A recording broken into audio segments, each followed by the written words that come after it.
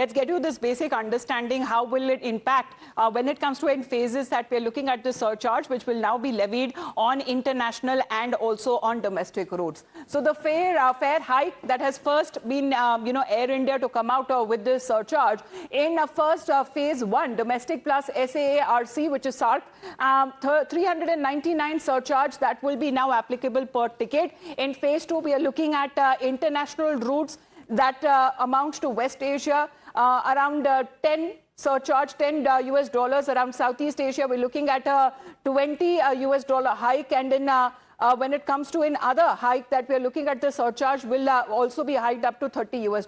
In Far East routes that we are looking at, the details are yet to be announced. But on part of these surcharges, these price hike is now concerned will start to get applicable, at least for the domestic routes are concerned, from tomorrow. That means on the 12th of March. So be prepared as far as when it comes to shelling more money if you have to use air travel when it comes to across the country or even internationally as well. Heading into a short break.